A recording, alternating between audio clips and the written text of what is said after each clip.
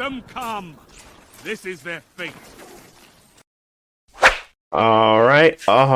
Welcome back to the House of Wolves podcast. I am your host, Deontay, here at my near and dear friends, Jalen and Josh. Today we got some topics for y'all. We're going to be going over a few things. Lots of things to cover, actually. I got my Steam Deck OLED, so I'm going to be giving you guys my first impression / review.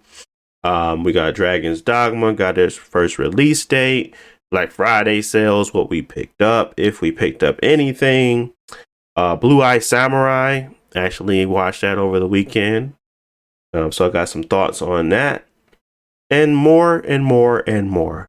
But before we get started, as usual, Jalen, Josh, tell the people how you been, what you've been up to, what you've been doing, how's life going. Talk to the people.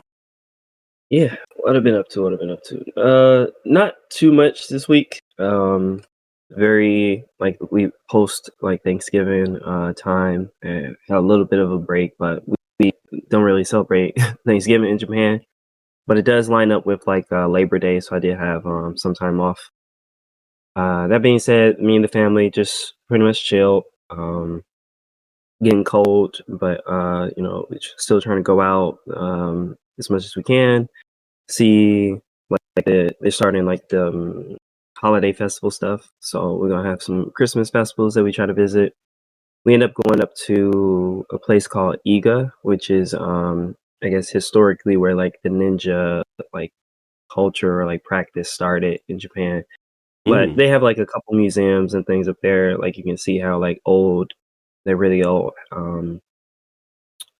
ninja themed or houses were built, if they have trapdoors and stuff like that. Otherwise in the area there's not much. It's in the mountains. It's very pretty, but it's very cold. But it's not much out there other than those big reed plants in Ghost of Tsushima, when you're in the field and it's just those real tall grass fields. That's what it looks like. Okay. Yeah, I mean it's modern, of course. So it's a couple roads, it's houses and stuff like that. But yeah, it's that same type of feeling. Gotcha. So that was cool. Me right now, my voice is probably not sounding good. I'm not sick, but Japan is weird because in the spring and the fall, there's a lot of pollen and stuff like that. And I'm normally not allergic to anything, but for some reason, this week it's just been the air been bothering me. No allergy. Yeah, I got bad allergy. When I go outside, if I do anything outside, work wise, if I'm out there picking up leaves or whatever, definitely need to pop an allergy pill. If I don't, I'm gonna be sniffling for the next 2 days. That is exactly what's happening right now. Yeah, and I don't know what caused it because I never get allergies, so I have to investigate, see if I can reproduce it. That being said, just play a bit of Call of Duty. I will say they dropped the 10v10 mosh mode, which I've been enjoying. It's still very sweaty, but at least with 10v10, there's more, more variety of what's going on the map. You got a couple teammates in your same area. That way you don't feel like you just constantly getting pushed back by the other team. So I like Mosh Pit a lot. Played a little bit with Jalen the other day. Gotcha. Other than that, didn't get to play anything else really. What about y'all? What about you, Jalen? Go ahead, take it away, man. Yeah, I mean, I ain't been doing much, nothing significant or anything like that. Just the same old. Not being sick. It's something both of y'all, y'all fight for y'all life. Nah, I ain't sick, G. I said I got allergies. That's different. Weren't you just sick? I wasn't. Too long ago? No. I just allergies. And I could have sworn you were sick probably at least a month ago. Oh, okay, yeah. I mean, you're getting out there in that territory. You're talking about months. Yeah, okay. Sure. Yes, you're right. A month.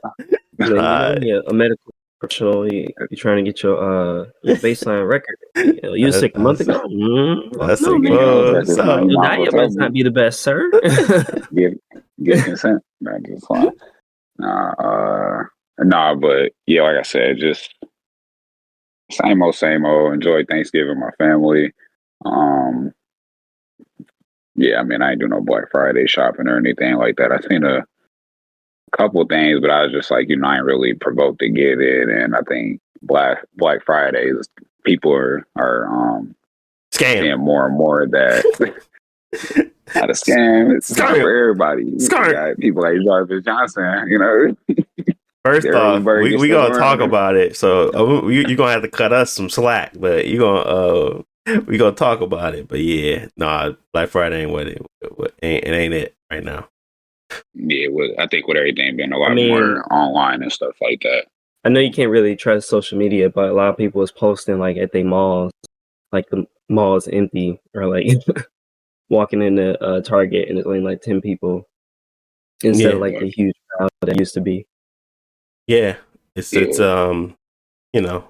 changed for sure. But like we said, we'll get into it. Yeah. So what you been that's playing about though? it. I ain't been playing nothing. I mean, Call of Duty, maybe a match of Overwatch or something like that. But I ain't really played the game as much as I said I was gonna rebuy Hyperlight in a minute. I just ain't did it. So, but that's pretty much it though. So nothing significant. All right. No worries. Okay. Well, for me, I've been playing a lot, and like I said, I'm gonna get into a lot of what I've been playing on the Steam Deck. I've just been playing a lot of Steam stuff. I've been playing, still getting through Guardians of the Galaxy. Finally clicked with me on Doom, so I've been playing Doom a lot. Eternal? And no, just the original. Once I've beat that one, I'll find if I'm interested enough to move on to Eternal. But I'm having a lot of fun with this, so I think I'm probably am.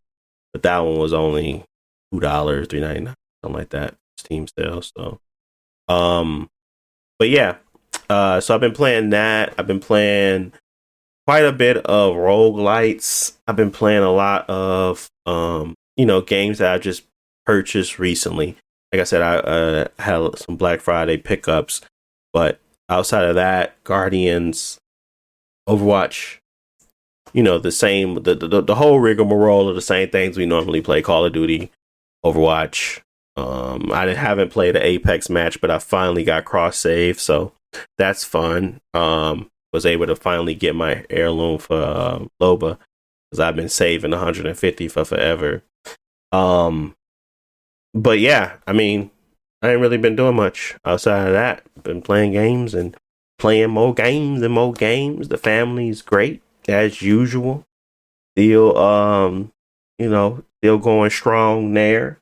Babies are great. They are very much so loud, tearing up the Christmas tree. Wife decided to make them a little Christmas tree, and they're enjoying that. So they stopped attacking mines.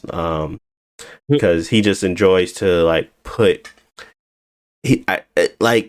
Amir thinks he's actually decorating, so he'll like toss stuff on it, like the basketballs, his shoes. He'll put like his little rings or little ring things on it too, to like it's an ornament.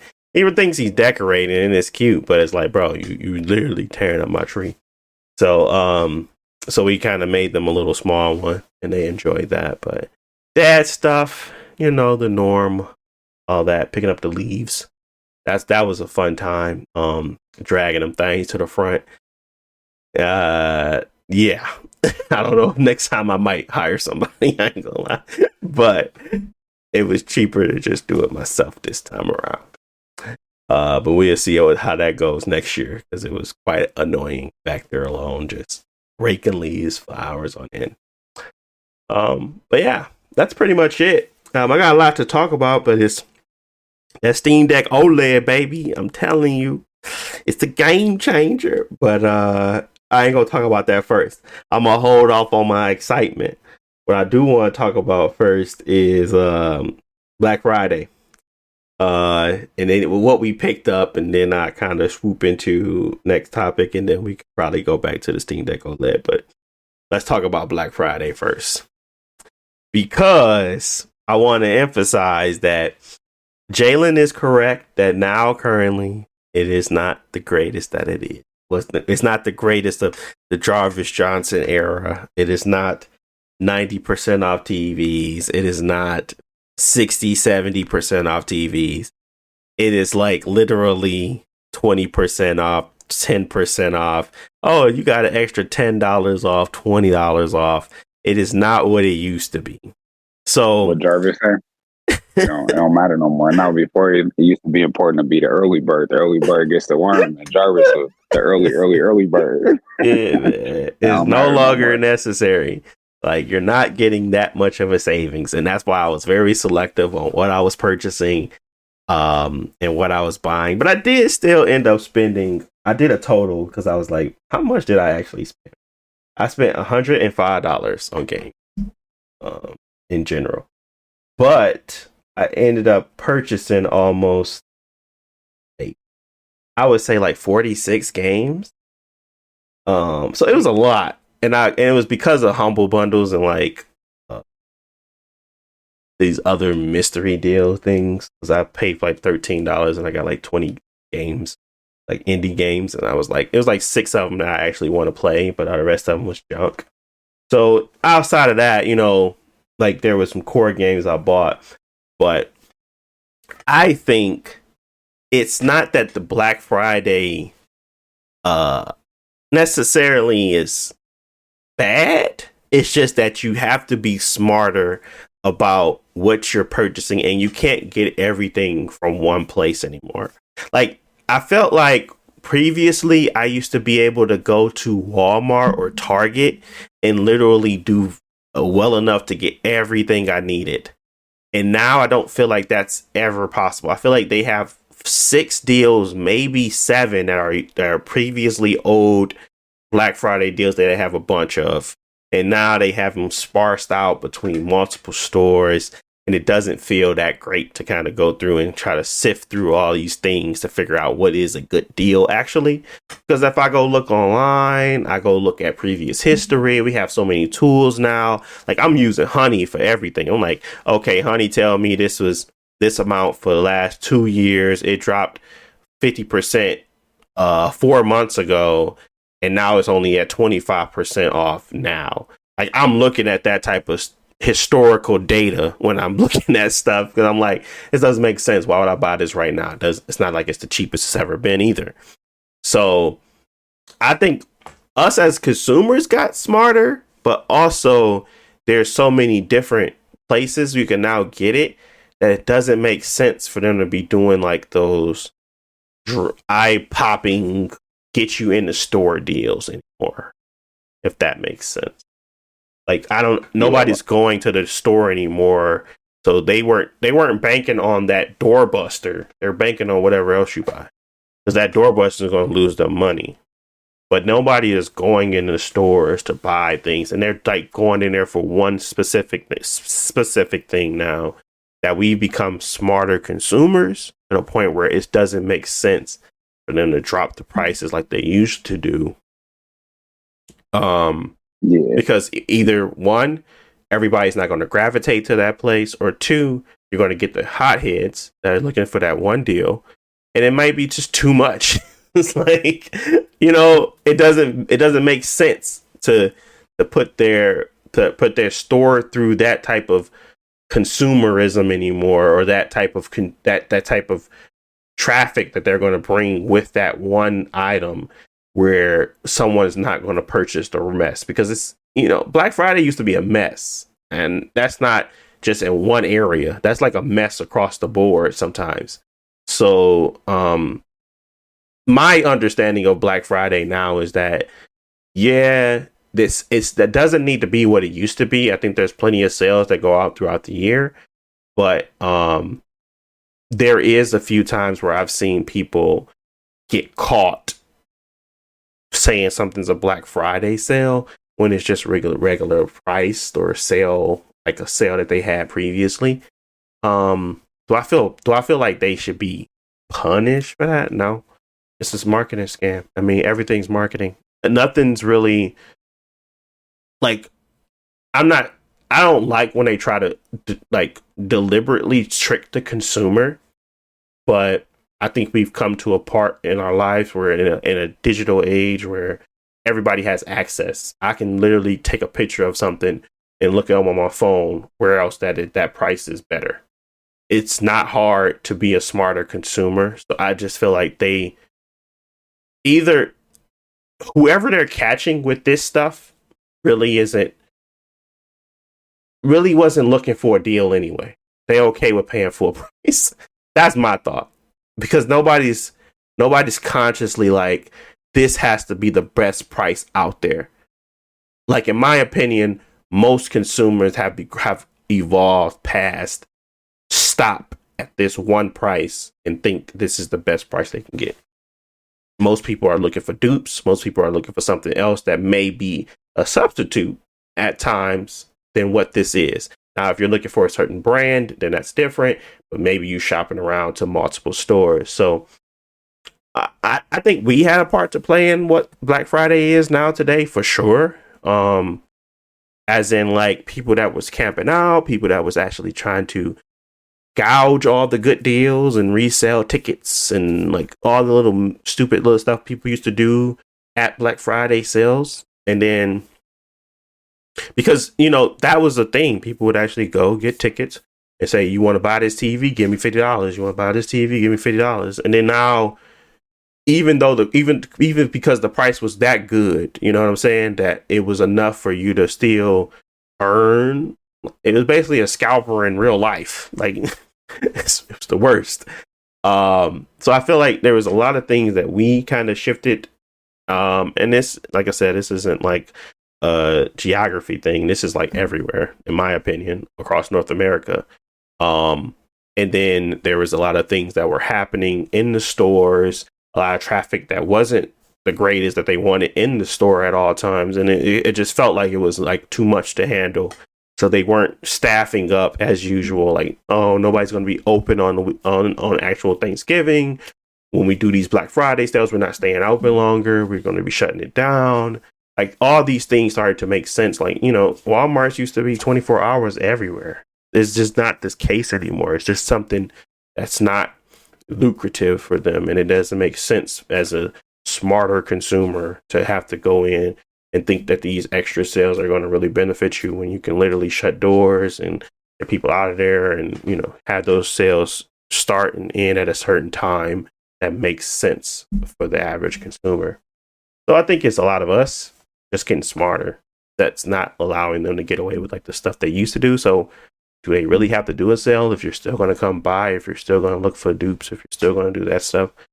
Not really. I don't think so. I mean, this is another a fabricated holiday that maybe is kind of just dwindling to the point where it's not that big of a deal. And then there's Steam, so which we'll talk about. But what are y'all thoughts on Black Friday in general? Like talking about consumer wise, like did you guys find things? Did you guys look for things? Did you have a list? Did you how did y'all go about even approaching Black Friday as if it was something that would be beneficial to you?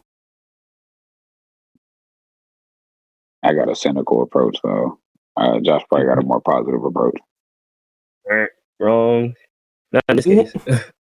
I've never been that big on Black Friday shopping. Like there'll be like a couple key items I'm looking for. Maybe I might luck out and find like a cheap monitor or TV or something like that. But I don't usually go for big items. I'm just looking for stuff that I would normally buy that I haven't bought, and it's just cheaper now. But this year, I feel like I was at a place where I didn't have anything that I was like really wanting.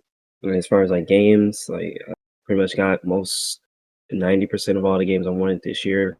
A couple that I can still pick up. But if I miss them, it's not like they're never going to be on sale again, because games tend to go on sale a lot faster than like TVs or stuff, I guess. I didn't need a TV or a computer or anything like that. So I'm personally not too bothered that Black Friday has changed. I think overall I would prefer the online experience, because I never really liked like having to go out to Best Buy at 1 a.m. or hope that there's still stuff there if I go in the morning. Mm-hmm. So everything moving online makes it a lot easier for me to find what I want. I can browse the deals a little bit earlier. I can maybe buy it on Saturday or Sunday because they got more in stock. So I'm overall okay with it just being that whole weekend, Cyber Monday, even a whole week if they want to. But yeah, for the marketing standpoint, it just makes sense to call it all like a Black Friday sale because people are going to be looking. And like I said, it's just marketing.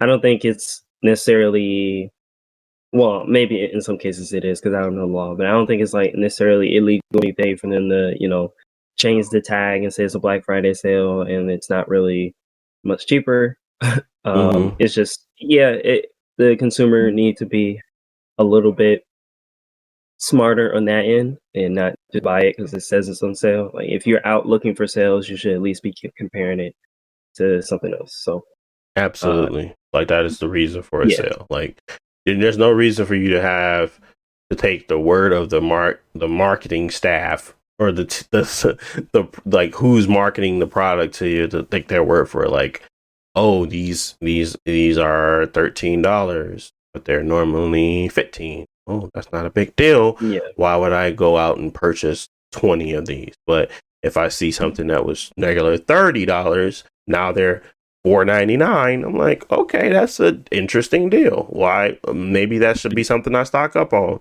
I was plenty of boxer deals. I was like, I need plenty of boxers. So, that type of stuff. It's not like it's make or break. Some things you just don't need necessarily. Like if I was to go Black Friday shopping, I'm going in there looking for nothing. But if I find something that I find that may be a beneficial deal for me, that I may be a need or want on my end, then for sure. But I haven't binged Black Friday shopping in almost 4 years, like actually going physically into a store. Like I haven't done it.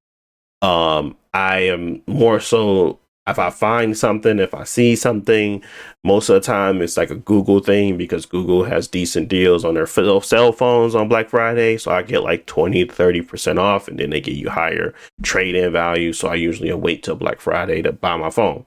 But that's about it. Like I don't usually go buy big purchases anymore because most of the time I'm a slick deal connoisseur and I don't really not look for deals throughout the year.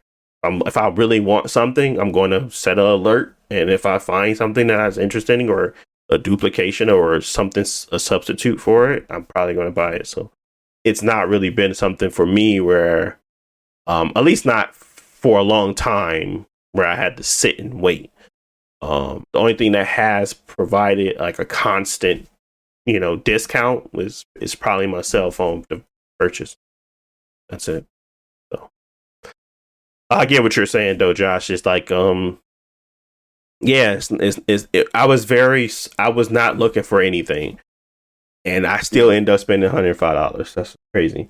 But I wasn't looking for nothing. I was just perusing. Oh, they giving me 13 games for $13, and I'm interested in like 2 of them. I'm interested in like 4 of them.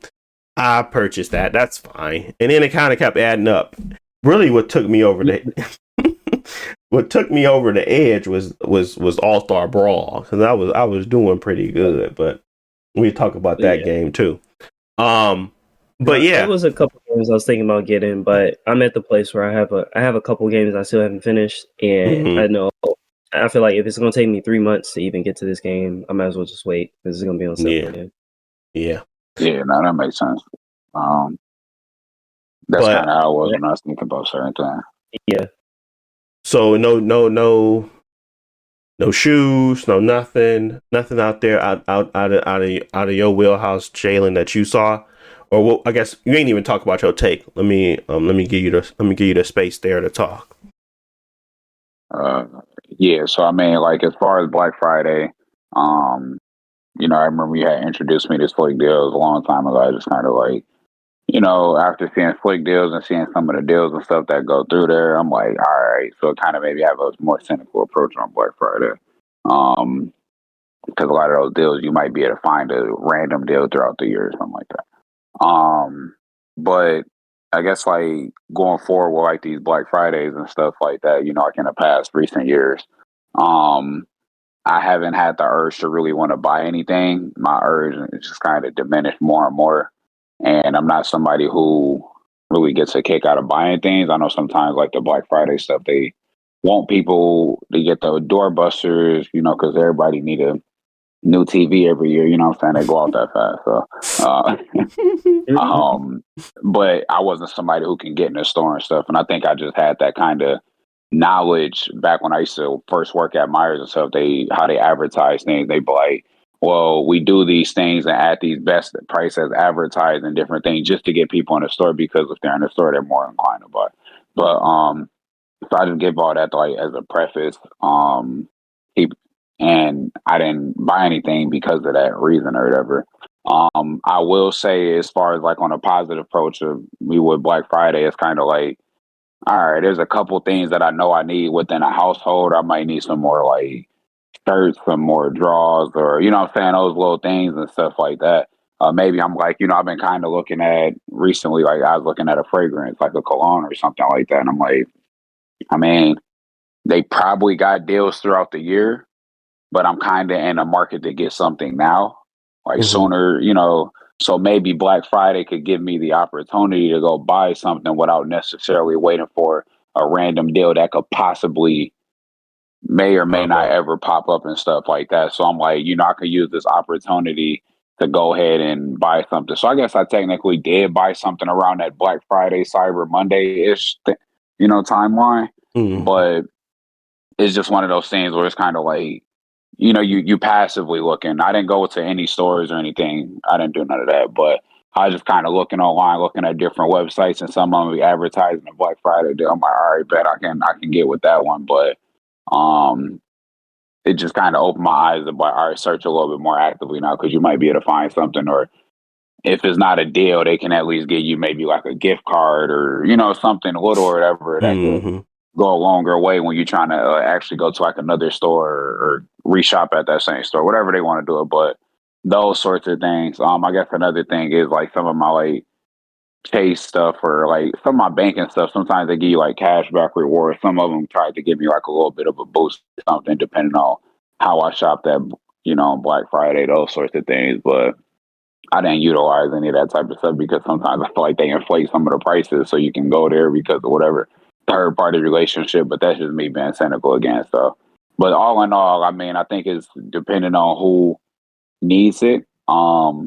I think to have a passive approach and stuff like that, if you're already saying you're going to buy something, you just need to better reason to buy it now versus buying it 2 months down the line. That's fair versus just in it. But man, they got TVs in there for $200 and them TVs was $210, a week ago or something. Let me go in there and get that TV because I really need that TV and stuff like that. So, but I'm glad it's a lot more calmer and people aren't being trampled on or killed and stuff like that, because this is a season of holidays.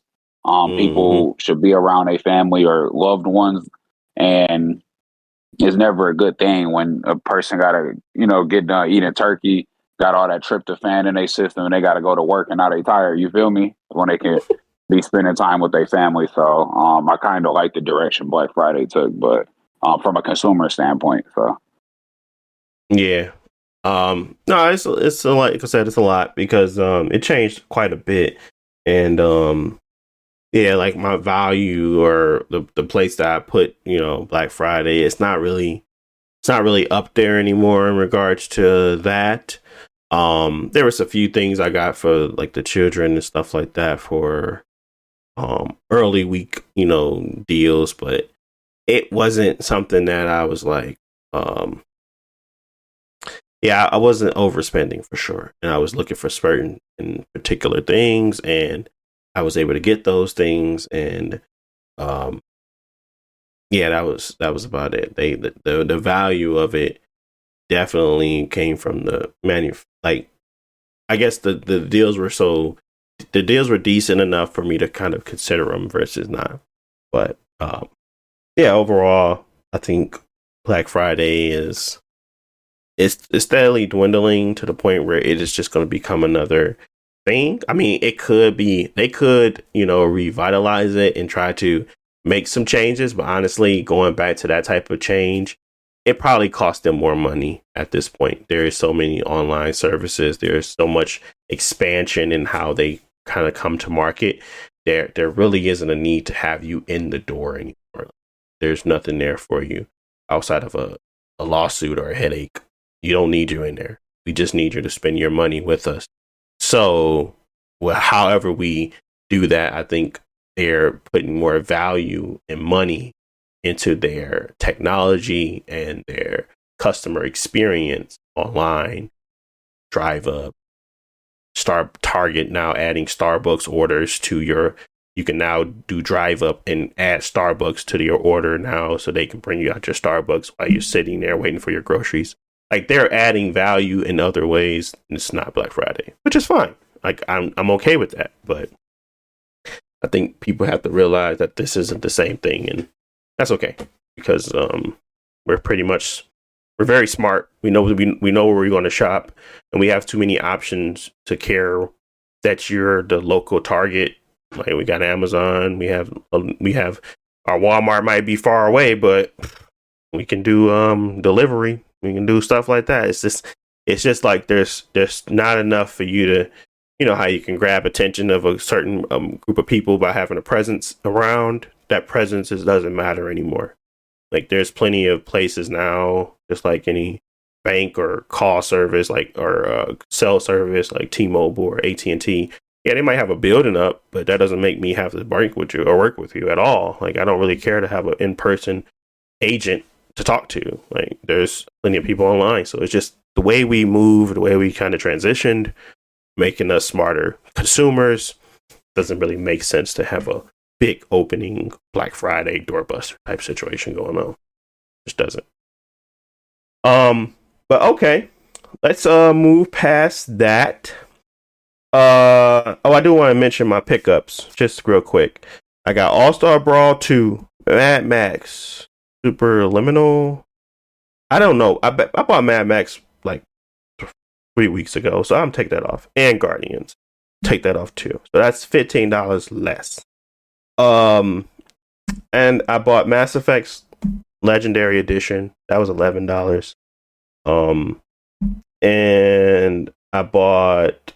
I wanted to play the Star Wars Galactic, like the Legos, the Star Wars. I think it's like the Galactic Edition. I think it was $16, something like that. So those games like really play well on the Steam Deck, and they're like very expansive. Like, I just finished up Jedi Survivor. I'm still looking for a Star Wars fix. That's pretty big and expansive enough for me to kind of still have some Star Wars fun over time, because I'm not going to beat it soon, but it runs well on there, so I can definitely have that just downloaded if I want to pop in and pop out. But yeah, those were some of the pickups that I got, and then I got a few humble bundle deals that kind of added up the rest. But yeah, let me go into my Steam Deck OLED review, Gene. I'm gonna keep it short because the thing is magical, but I'm gonna keep it short. I want to emphasize that I got the limited edition. I sold my old one and got some additional duckies on the side from family. Just being family, being nice, and stuff like that. So I mean, I really, obviously, I ended up paying like, I say real money. I ended up paying like $480, but I think the Steam Deck, kind of cut that off a little bit. But like I said, I didn't make up that. I ended up doing like 80 something bucks, which is fine. So I guess I got a little different perspective. I didn't feel as annoyed because I recently bought one and I was like, nah, I'm buying this one. But I can get how most people are like, nah, that's not for me. But my review, let's go into the review. I just wanted to give you a little perspective. My review of the Steam Deck OLED is that it is amazing. Simply enough, it has become so good now that I don't want to buy games elsewhere. Steam is like my go-to place to buy games, and I'm always checking what's great on deck because I think that is just a far superior experience now, simply because of the screen, like and the battery. But the screen and the battery and obviously the better build, because the build quality just feel like it got so much better. I don't got none of the squeaky squeaks. I ain't got no loose stuff. Everything feels like a solid, strong device now. It doesn't feel cheap. And it never felt cheap before. But you know what I mean, when it's like, you know, the first Tesla rolled off the off the factory, and then like the fourth, 10th, 6th iteration. It just feels a lot more precise and like the cutouts, the precision of it all. It just feels like a more solid device. I don't really know how to translate that better than just being the difference between the first iteration and the second, third, or fourth iteration. Like, there's obviously going to be some enhancements to the way it's manufactured that makes it better, even if it's sitting in the same chassis. So that, plus the OLED screen, plus the bigger battery, and the additional power, creates a experience that, you know, it just doesn't feel this like the same device anymore. It just feels like it's so much better because of the better latency. The OLED screen having a better refresh rate at 90 hertz. You now have a lot more responsiveness in your touchscreen, so it truly feels like a solid touchscreen. Not close to not. I'm not saying it's a phone level of responsiveness with 120 hertz or anything, but it's really close. It's really close to being that responsive. The touch screen, the keyboard, everything. It just feels like a much more solid experience. And when you have an OLED and you have better clarity and you have better viewing angles, it makes the screen look sharper, as if it is a higher resolution. But you know in your mind it's still the same 800p. But for me, that makes all the difference. Clarity, viewing angles, color and accuracy, and HDR implementation, all that stuff makes the screen feel as if it is now 1080p when you know it's still 800. So yeah, I mean, streaming stuff to it, obviously. Y'all already know I use Chiaki for deck, so I'm able to stream to it in the house and utilize it outside the house. That's why I was talking about the PS Portal being useless, because it is to me. And I have an OLED screen with this. And you know, things like, you know, when I'm streaming Xbox games through xCloud, like everything just is enhanced. Everything looks better, and there's options for me to even stream my PC to my deck. And because it's an OLED, I don't have that feeling of missing out on visuals and clarity and the HDR experience and having all that, you know, graphics goodness. I just don't feel like I'm losing anything anymore. So I feel so much more comfortable using that as my main device, which is crazy because it's a handheld. And like, I have an OLED TV and I have this big setup, and everything's work. It's set up for me never to have to, you know, put it down, or like when you know how you have a setup at home and you live with a bunch of people, right? And you gotta, like, maybe sometimes you gotta rearrange some stuff. I don't have to do that. I just have my setup. So it's not as if it's like the ideal. I'm not the ideal target, but because it's just, like I said, it's really just really good to the point where it makes me want to use it more often, because it is a all-in-one device. Like the controller, the screen, the speakers, everything just is better. So I don't need to like worry that I'm losing an experience by not. And something that nobody talks about, man, has the Bluetooth gotten significantly better. Like, I used to have a problem with the latency in Bluetooth headphones. Like, I don't know if it's everybody, but it was definitely for me, where it would have like a delay. and I could feel it on the controller, and maybe it's like more people are just sensitive to it.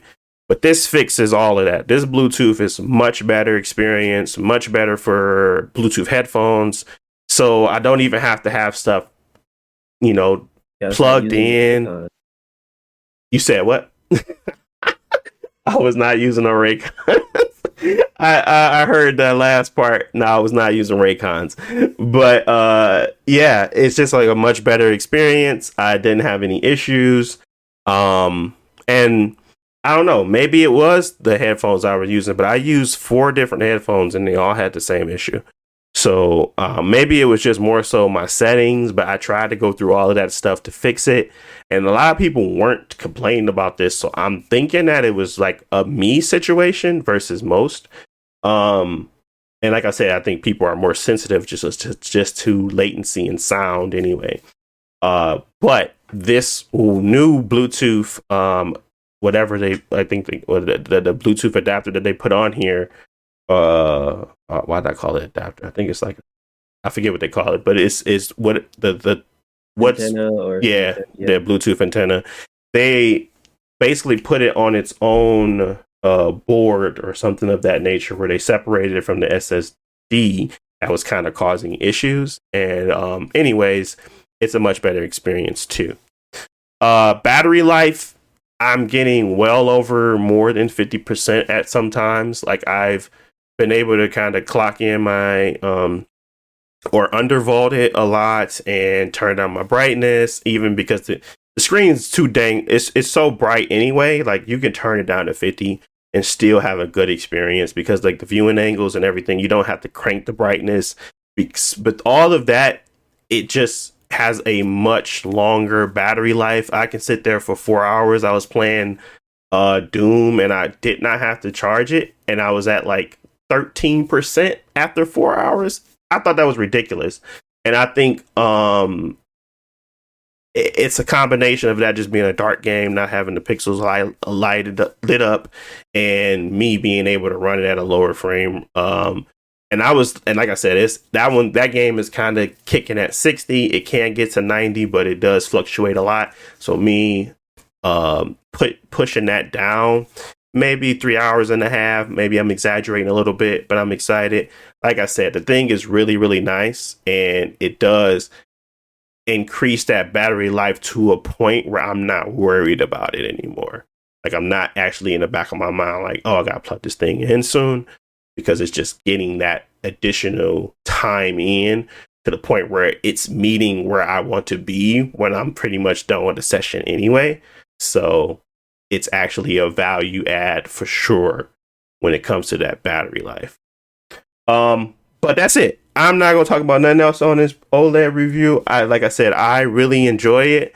I think they did a really great job. They have now created something that putting a foot on Xbox, Sony, Nintendo neck, and it's showing that Microsoft is trying to partner up with somebody. I don't think they should have did it with Asus, but they should do it with someone to create something like this, because it is important. It's a value add to their store, and it makes them way more sticky at this point.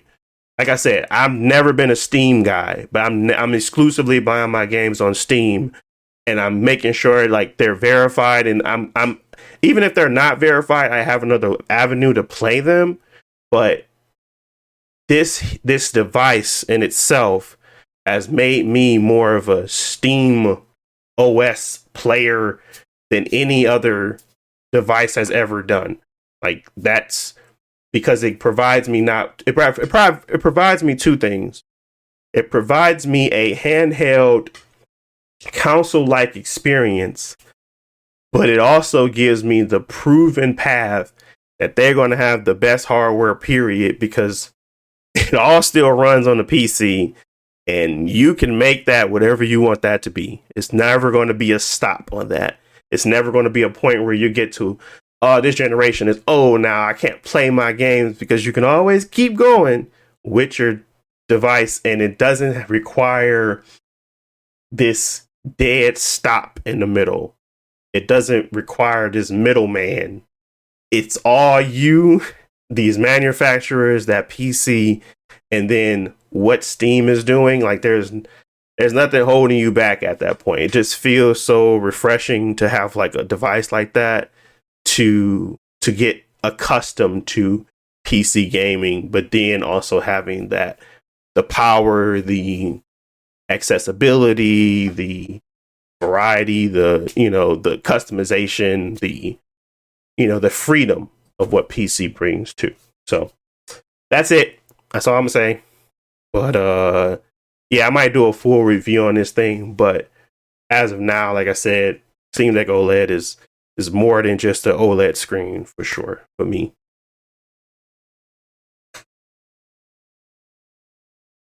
But yeah, any thoughts? Yeah, before we? that's what's up. It seems like a great upgrade, and I wish that other companies like Nintendo would actually do significant upgrades like this to their devices a lot sooner than what's it been, like 7 years for the Switch? Yeah, I guess they got the OLED. They did get the OLED one. Like I said, it had a slightly better battery and Mm-hmm. then like the screen, but just overall taking a look at the device, at how can we improve it, and the price didn't increase that much. But anyways, the Steam Deck OLED seems great. I want to get one eventually, or depending on the timing of like, are they gonna do another refresh in a year or something like that? I'm be thinking about that stuff. But my whole thing is that I didn't have as many issues with the Steam Deck. Like performance Yeah. wise, like all the games I wanted to play ran well. Like, because me, I don't like games that fluctuate. Like either it's a lock 60 or it's a lock 30, or I'm not playing on the Steam Deck. Yeah.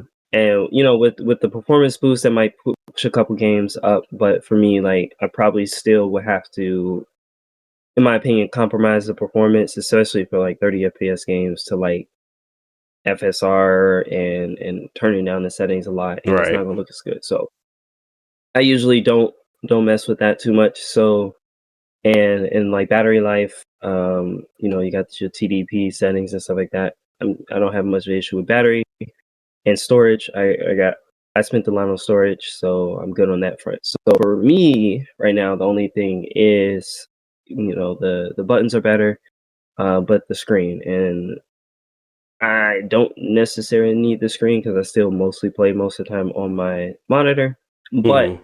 I still think it's a very valuable device, and I definitely want to switch over to it when I get the chance. It's just right now, I probably could spend that money better elsewhere. Agreed. I think there's a lot of extras, like I said, some perspective on my end. Like I said, I had the 64 gig one, and it kept getting to the point where it was just like I could barely run an update without having to deal with cache problems, So not only was I alleviating some of those pain points that I was having there, it just provided so much additional benefit across the board. And like I said, the there is no fixing the power difference in between your PC and that. I think I have a very fortunate setup where I can stream these games at a very low latency where I feel like I'm comfortable playing them on. But if I'm playing any like really competitive shooters or something like that, I'm obviously going to go back to my PC. But those games where it's just story based, like I'm going through Mass Effect, like I said, actually enjoying it, which is surprising. I didn't think I was going to enjoy Mass Effect. Why is it surprising? It's like because I don't like triple Game of the Award, Game of the Year award winner. yeah, I understand, but you know how you just like, okay, it's been a while, but I feel like the Legendary Edition did a really good job of remastering. Those games are really old. Yeah. The Legendary Edition makes some changes, but like if you like Starfield, I think Mass Effect is the same quality. It's just older, so yeah, you don't get as many modern features. But right, but it really it it doesn't. They did a decent enough job of like making it look more appeasing, I suppose. I don't think they did much, but it was like enough touch ups to make me feel like I'm not playing some arcadic old game now. Like I'm literally playing Mass Effect 1 right now, and it doesn't feel like that terrible. It feels like it's more aligned with like what I'll be getting from Mass Effect 2. But maybe I just didn't pay attention enough. Yeah, one is still the worst. Sorry, we switched topics real quick. One is still the worst gameplay, but yeah, it's a lot better than what it used to be because it used to be super janky. Now it's like passable. Yeah. And it only gets better from one, whereas two would have like a lot better gameplay that you would expect from like a third person shooter. Gotcha. So yeah, going through that and having a good time there. So yeah, it's kind of my backup where now it used to not be at first it was the backup. Now it's my main focus where I'm playing games, and my PC sitting in front of it is now my backup. It's only when I'm like streaming or playing like any shooters, like I'm installing Apex Legends on it right now because if I want to play that, I will sometimes play it on there, but most of the time it's going to be on my PC. Like I'm not crazy. I need a mouse and keyboard. Those games just don't make sense to me to play it on there no more because I'm trying to learn keyboard and mouse.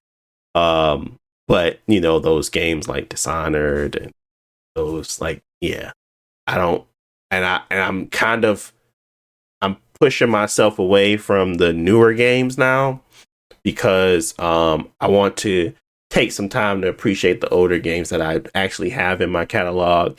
Looking at older games I used to have on my PlayStation that I can stream to my PC.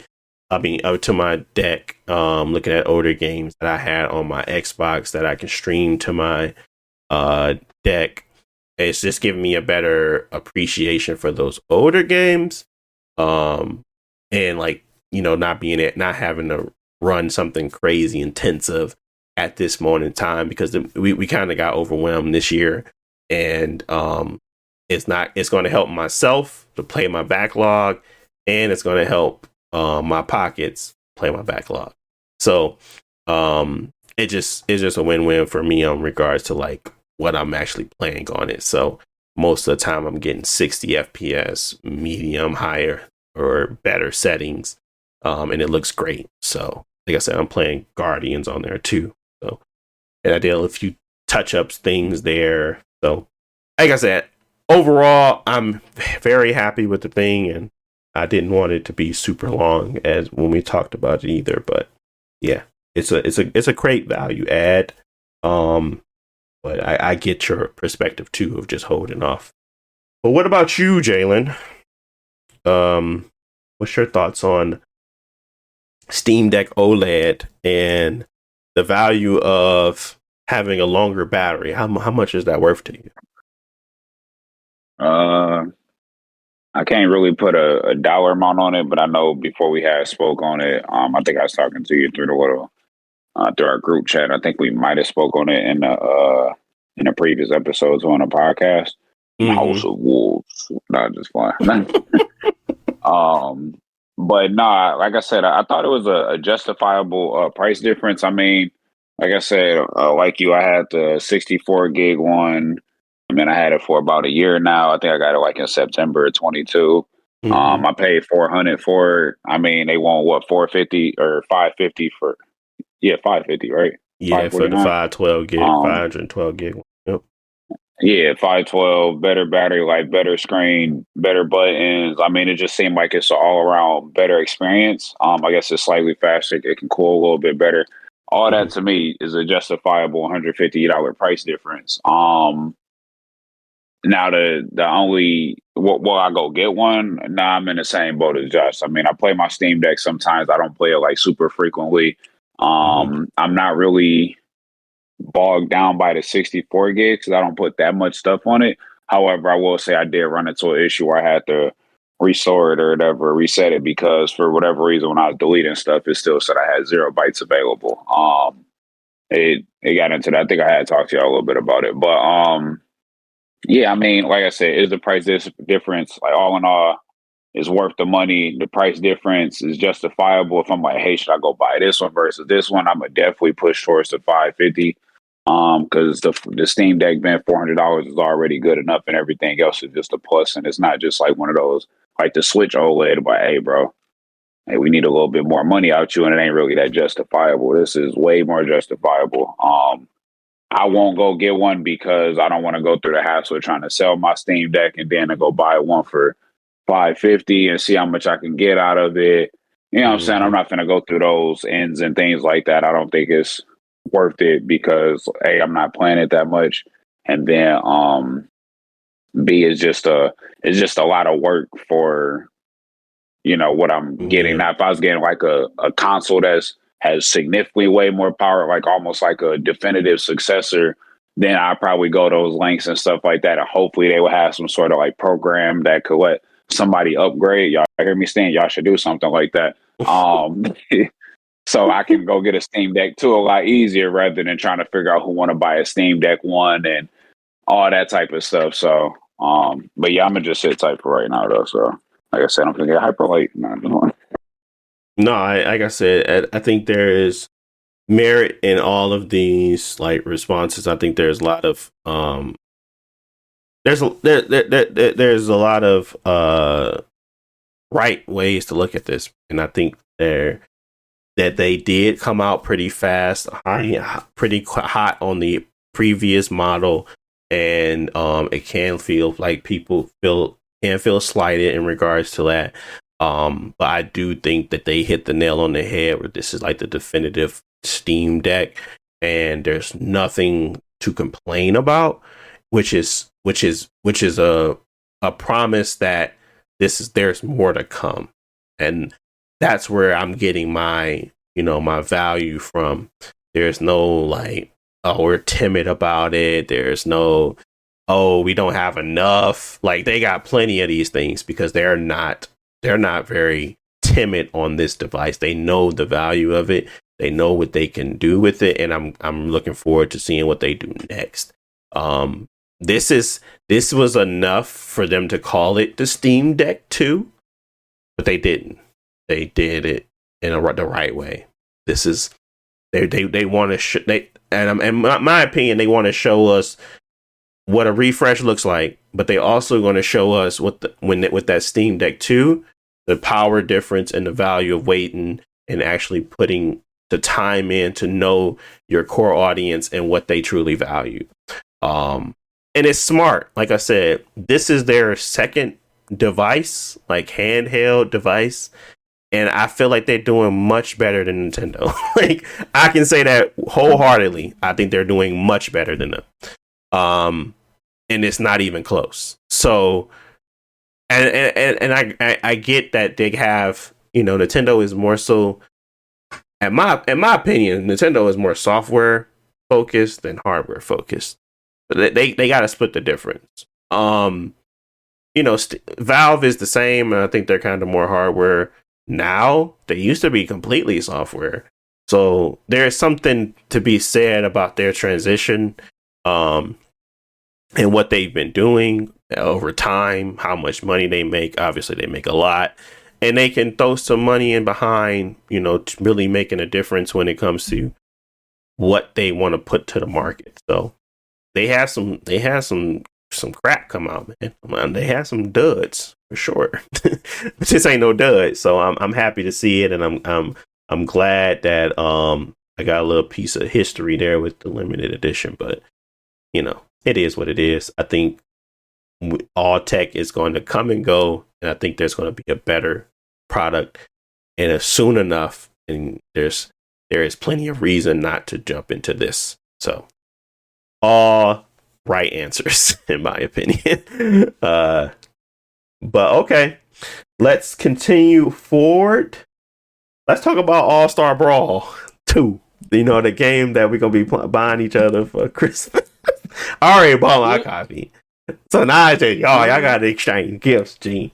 That mug still $23.99, dog. Why y'all? What's going on, man? Why y'all ain't popped yet? No, what game you talking about? I've never heard of this video game.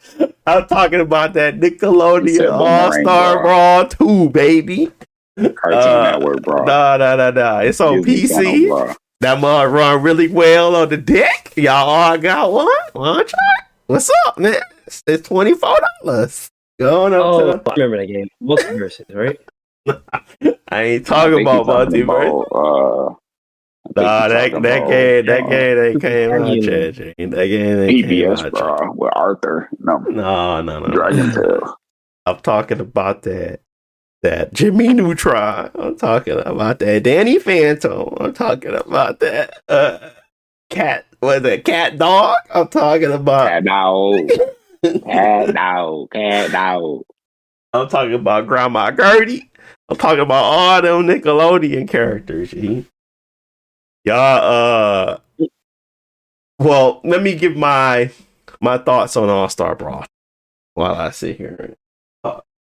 To me, and I guess I could throw this as a review because I got enough to say. I played it enough to talk through what I see, the enjoyment, and what's the lacking. It's. I start with the enjoyment. The enjoyment is, it's a really solid clone. It's a really solid clone of not Smash, but like I would call it in between of Multiverses and like another solid clone. It's not to the level of a Smash, in my opinion, because there's a few features missing, but I think it's really, really solid. It's a really, really fun game.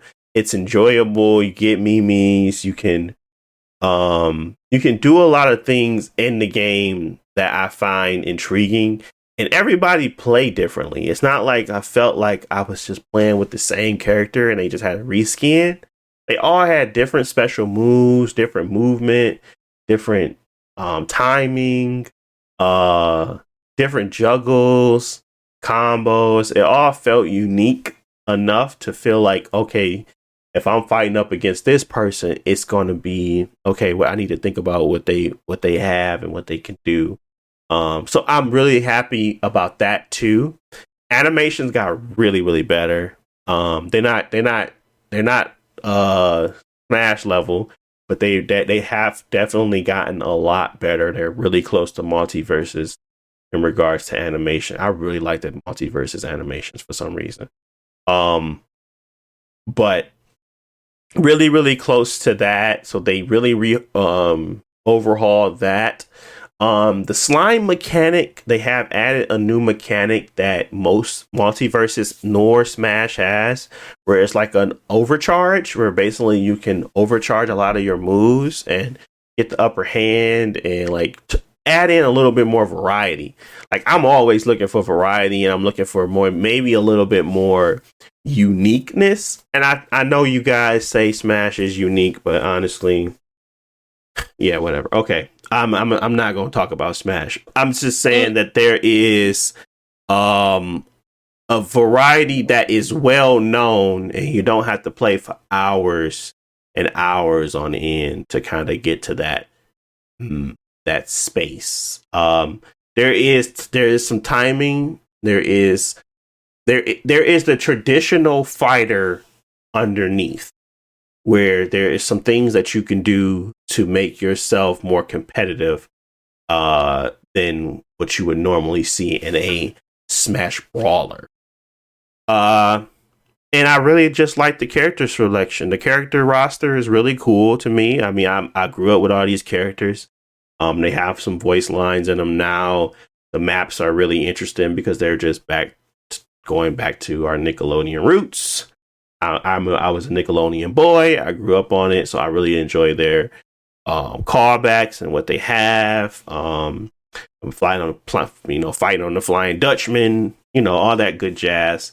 I think is really cool too.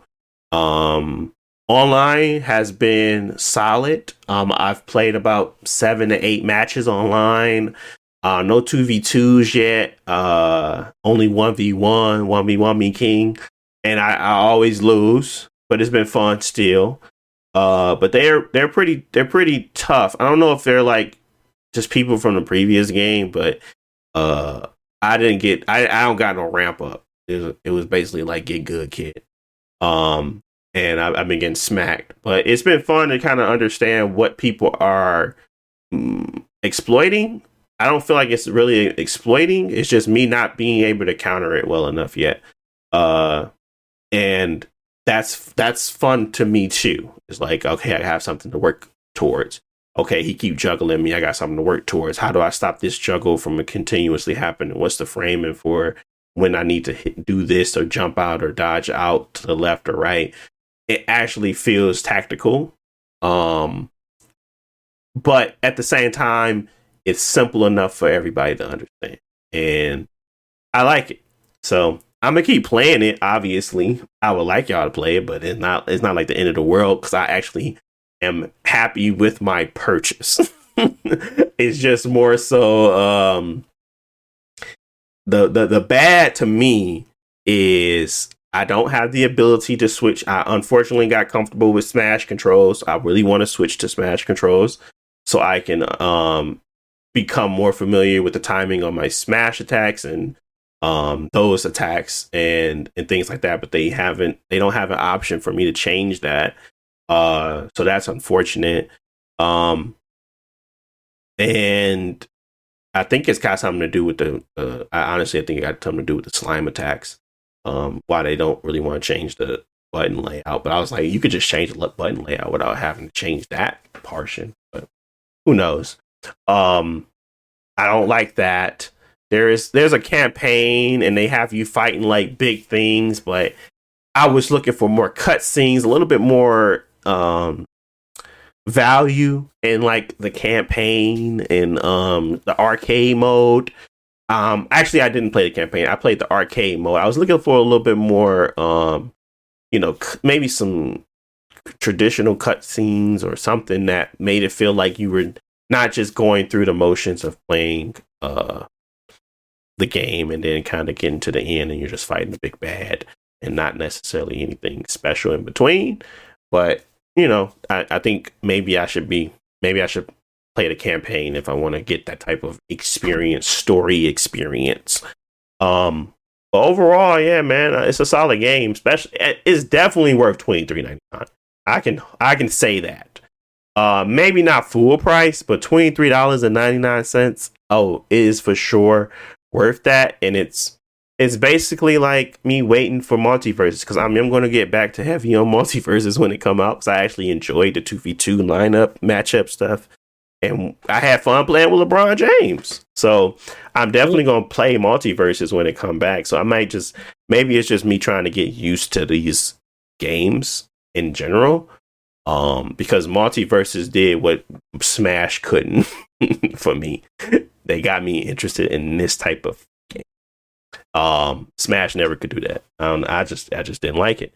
And it's not, I don't think it's Smash fault at all. I think I was just more so playing with the wrong people, and it didn't feel that technical to the point where I wanted to put time into it.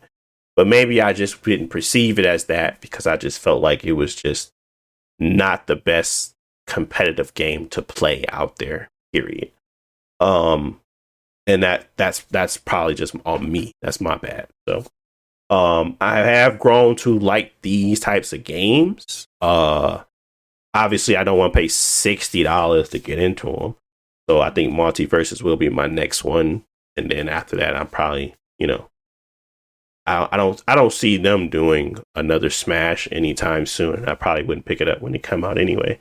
But it's just more so, giving me an entry into this realm of game per se. And it's like I said, $24. I mean, that's pretty cheap. But that's all I got on All-Star Brawl 2. Overall, I like it.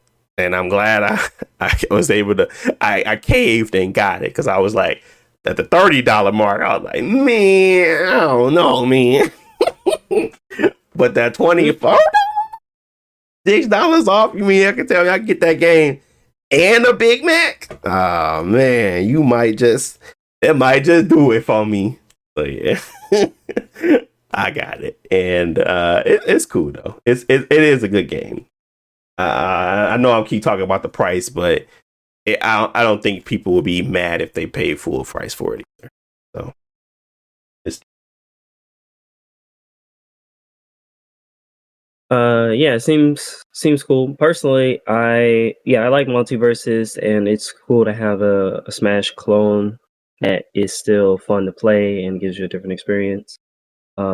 Personally, I think that the draw for Smash is for multiverses, the draw was that it was free and like it had good online. You can jump on with your friends, and even though I wasn't really into the Warner Brothers roster, it was still fun. With Smash, I think for me, at least 50% of the reason I like it is the roster. Like characters I'm familiar with that I like. Like, oh, this person's from my favorite game. I'm familiar with how they play. I've got that history, kind of like with Street Fighter, where it's like you pick up a new Street Fighter, I'm familiar with it. And where if I switch to something else, like a newer fighting game, I don't have that same sort of history, like muscle memory and history with the character. I mean, yeah, it's good that this game comes in at what default $49, and you can get it cheaper on sale, and they give a decent experience. I'd say personally, I'm not that. I like Nickelodeon, but Nickelodeon was never my favorite. I always like Cartoon Network more, so I don't have any connection to the characters. But it seems fun, and I'm glad that they made an improvement from the first game, because I remember we talked about the first game and it seemed decent, but it had like a couple issues, like you mentioned, the voice acting and stuff like that. It seemed like a quick turnaround. Sure. And they made a big improvement to the second game. So for me, $30 is a little too much. I'm not going to play it that much. But if it goes on a deeper sale, then maybe I might check it out. No, that's like I said, that's fair. And I ain't gonna say I'm not trying to recruit. I could, but I'm not. I'm just gonna leave it alone and just play the game for what it is. I think it's a good game though. So that's kind of where I was trying to like I said, I am joking. I'm half joking most of the time, but I get that game ain't for everybody, and that game is not something that we want to put like a lot of time into. That would be like one of those things where we play for like a day or two, and maybe if we find some enjoyment in it, we'll keep playing it. But I get that that's a very niche thing. It was tough enough to get us to get Call of Duty. I will leave it at that. What about you, Jalen? What's your thoughts on All-Star Brawls 2? Do you appreciate them at least, making some improvements the second time around? I think they did like I said, they did a decent job making the improvements and changing it. Because if you didn't know, I bought the first one too. Didn't like it, so did like 4 days later, but I did buy it. Then you saw that more expeditiously. I did. Yeah. No, I mean, I remember people talking about it. I remember seeing a little bit, until Josh said something, I actually forgot that it was the first one and it came out a couple years ago. And I remember like people saying there wasn't no voice acting. I think I seen like a mod or something where people putting voices in there or something like that. I'm assuming they fixed that. But I mean, I ain't, like Josh said, me and Josh aren't clones. Like both our names start with J. Yes, we don't have the same opinions. In this instance, we do. I wasn't like a huge fan of Nickelodeon. Like I like Nickelodeon. Like literally used to be, let's see what's on Cartoon Network first, and then you go to Nickelodeon next. Like Nickelodeon has some shows that I really adored and stuff like that. So all that nostalgia and like, the characters and things like that, I won't be drawn to that as readily. Like if they had like a Cartoon Network one, I know they I guess the multiverse is kind of Cartoon Network, but it's more so like WB. I think WB on Cartoon Network, but yeah, they do. They could have just put a little bit more like Cartoon Network characters, and I think I'd enjoyed it a little bit more. But All Star Brawl, I mean, with that being said, not that much attachment to the characters. Seeing as though they did make an improvement to the game, I mean, a price point don't seem too bad. I mean, I consider getting it and stuff like that, but it ain't gonna be a game. But I'm gonna go home and play a couple matches on All Star Brawl, bro. Like it ain't gonna be that game. I'll be like, I'm playing it simply out of the fact that I'm playing my boys and stuff like that. So I'm probably not in as opposed as Josh is, but I mean, I would like to see the price go down to maybe even free ball. I'm like, go ahead, put your microtransactions in it. I'm immune to them. Just put the game and let it be free. I'm immune to them. Get them in here. Get them in here, coach. Nah, that game came out November 7th, and for it to be $23.99, that's crazy. So it ain't been that long. And I'm assuming that they just are looking to get more people into it. I mean, it's obviously through Humble Bundle, so it could have been some arrangement there. But overall, the game is decent enough. I think they need to find a core audience to keep it going. And I think it's a tough sell in this kind of day and age, where you have to buy into the game, but at the same time, that's probably what got them to be the ability to make the second one. I don't think microtransactions would have done it, and everybody's kind of tired of that. All the characters got 3 different costumes out the gate. You ain't got to really go grind for nothing, and maybe you can find more unlockables, but it's nice to not have to deal with the microtransaction part of it too.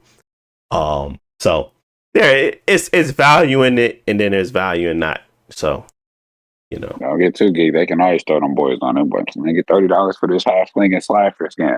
Half-slinging slasher, yeah, that's true. They can do whatever they want, and there's nothing that's stopping them from doing it. I'm just saying that, they haven't. So, okay, well, we pretty close to the end here. I wanted to talk about Blue Eye Samurai, because that show is just,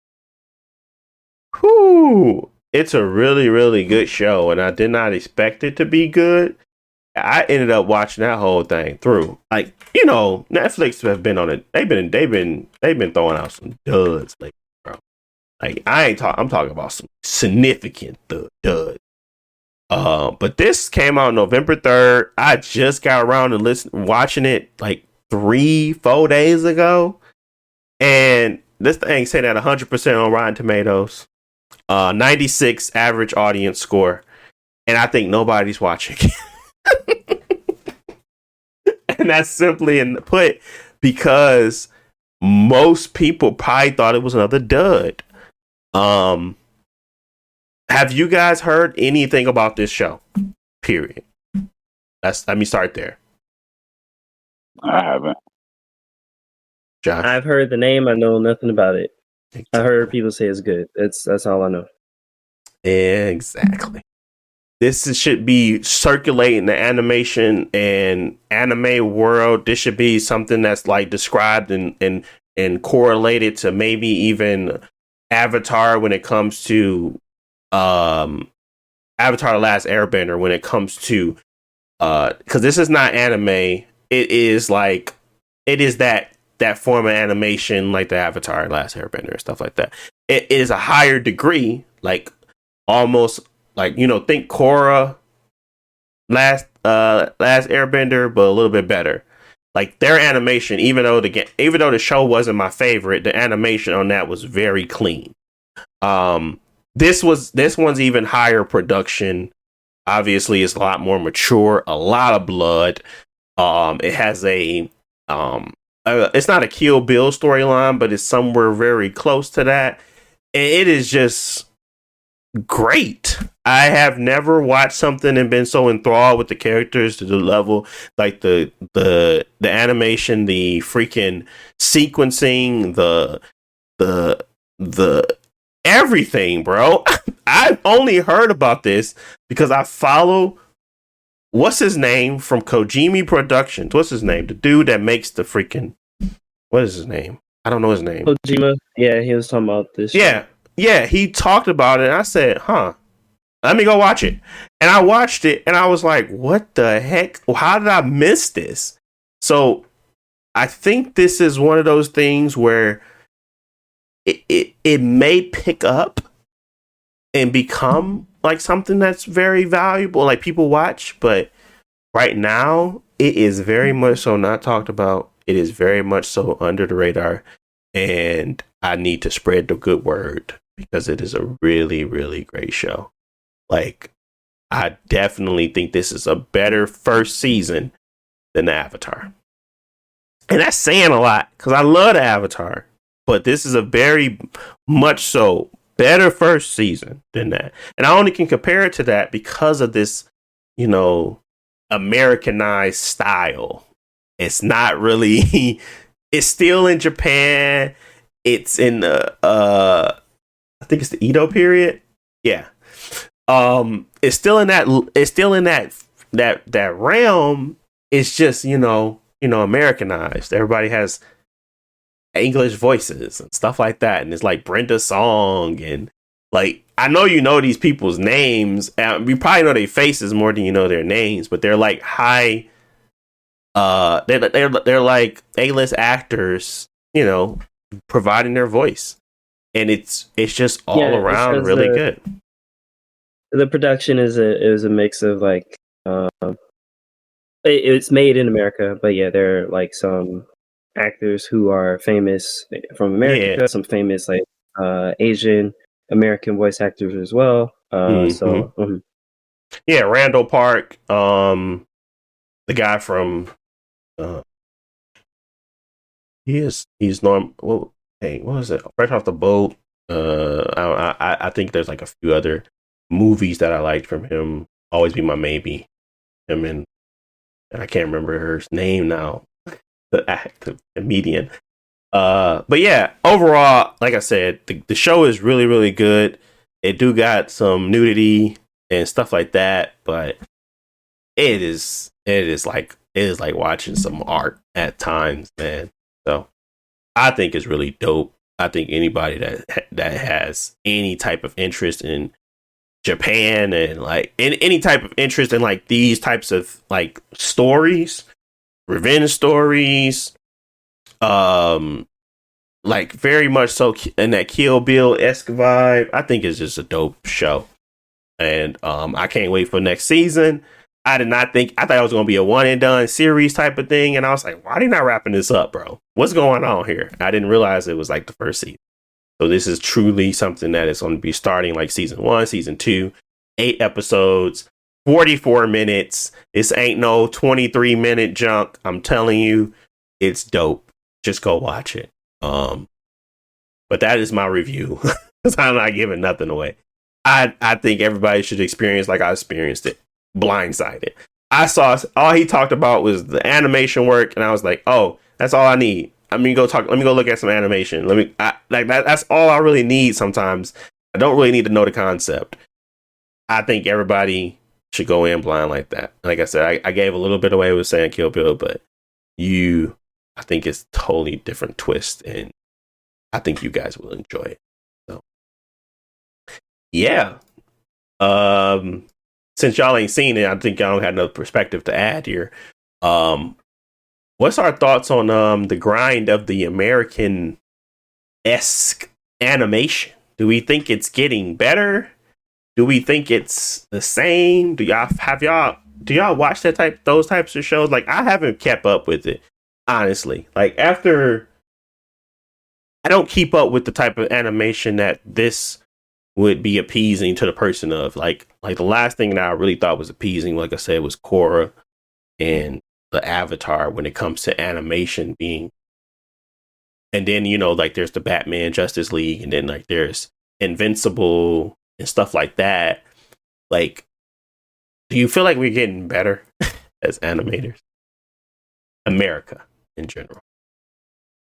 I think there are some really, really good ones, but they're except for Avatar, they're mostly always 3D are the ones that are good, and this is Mm-hmm. 3D as well.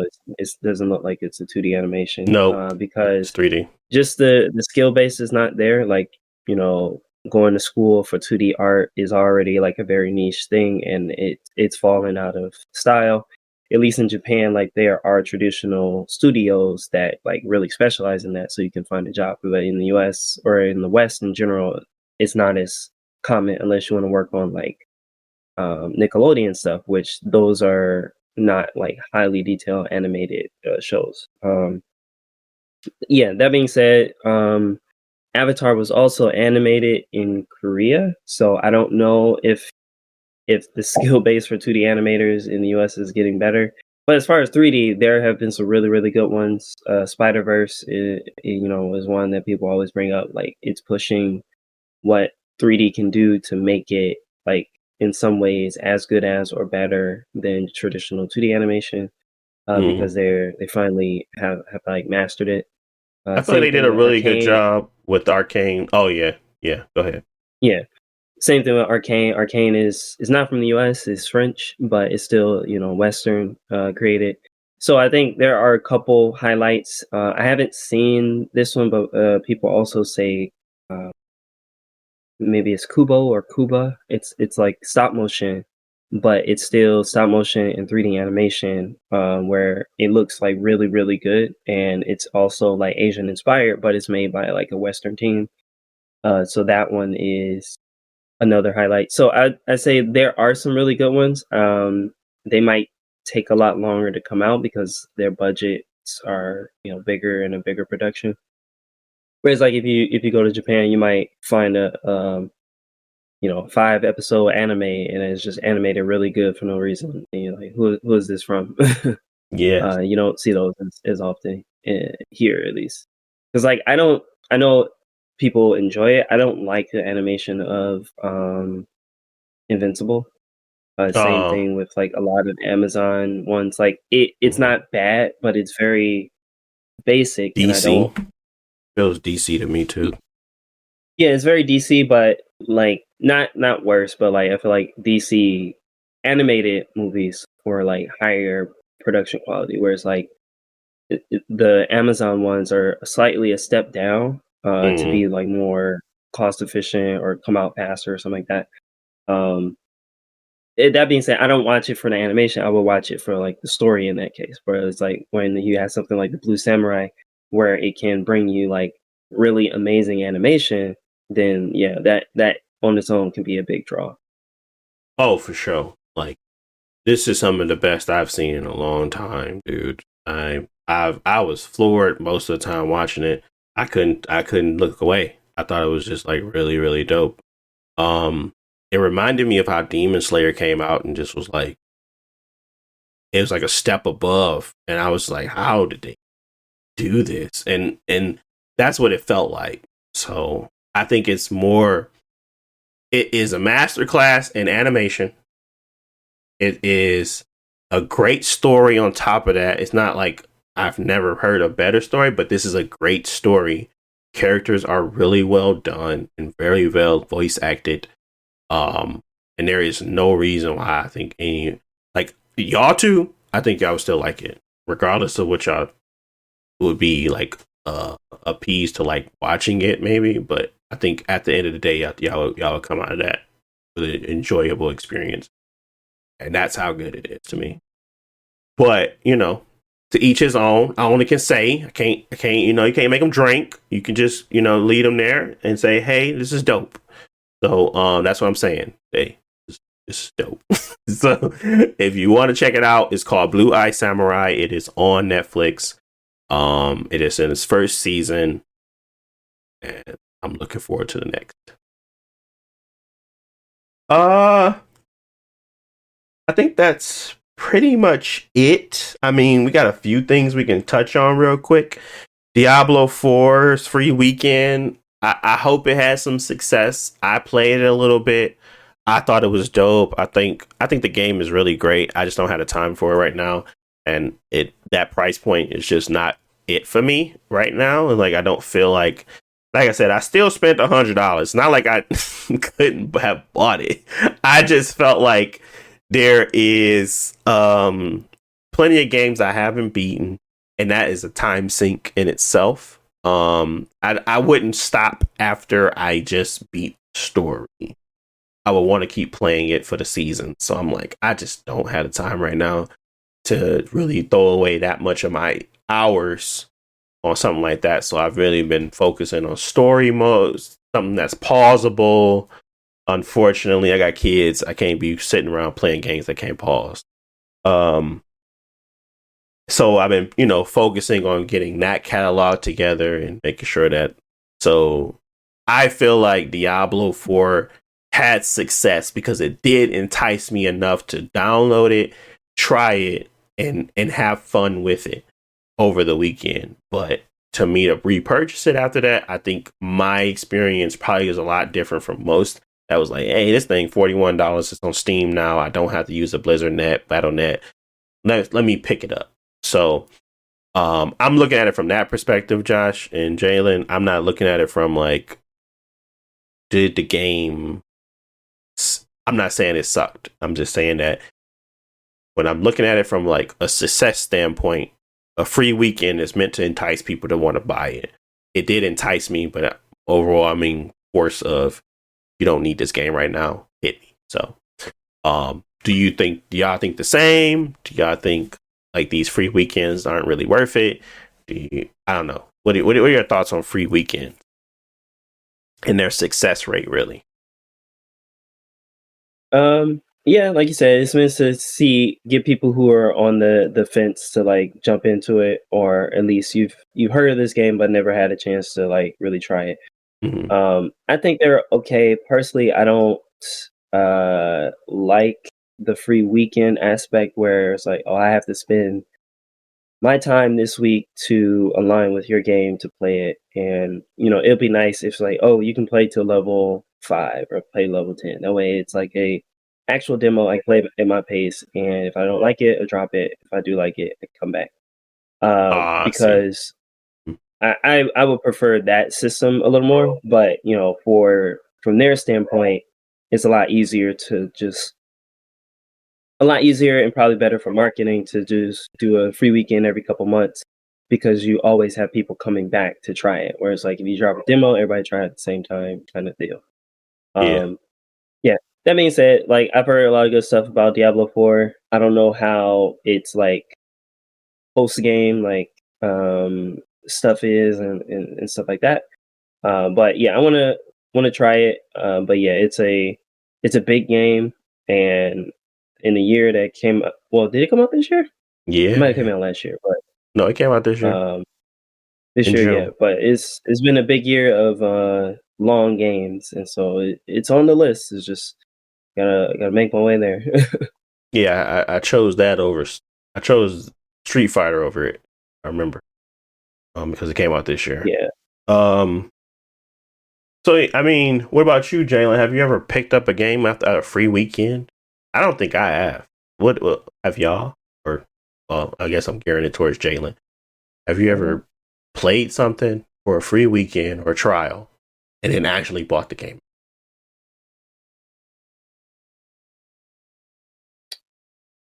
I can't JBZ? remember if I ever have. I don't know about Jalen. He must have stepped away. Well, I don't think I ever had like I don't know. I don't think I ever needed like or had an experience where I actually bought it after a trial. I'm trying to think like over time I had to have did something like where it was a trial. Most of the time, if I'm downloading a trial, I was already buying the game anyway. And then it's like, if I'm not interested in the game, I haven't actually ever tried something and like, oh, this is intriguing, I want to play. Most of the time, I'm doing more research before it even gets to the trial point. I think Steam is a lot better with demos than a lot of other like Xbox and all of them. They bury their demos sometimes where you don't even see them. You only can see the full price thing. You don't see a demo for a game. You got to like go to a certain area and then like their free games, and then they'll show you the demo for the game. Like, why y'all didn't show me the demo on top of the game? I think Liza P did a good demo, but I already said I was already interested in this on Game Pass. Nah, I guess not really, not recently, not that I can remember. Okay. Yeah, I mean, generally, free weekends are mostly multiplayer games, and I can't think of a multiplayer game that I usually, because like if I'm playing the free weekend, I mean the game has been out for a while, and like I'm always iffy about buying multiplayer games like a year down the line after they've been out Mhm. and stuff like that. So yeah, Yeah. I can't think of one specifically unless it was like Final Fantasy 14 because I technically played like a free trial and then got the game, but Mm-hmm. that was like a long time ago. I Yeah. don't even remember the details. Okay. Well, this is a pretty long one, so we can cut it here. But yeah, I want to thank you guys for listening. As always, I appreciate you, especially if you got to this point of the show.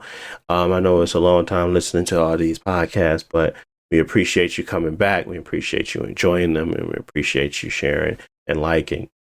But yeah, that's pretty much it for us. I want to thank you guys for listening. As always, talked about a lot. We got a lot more to talk about next week.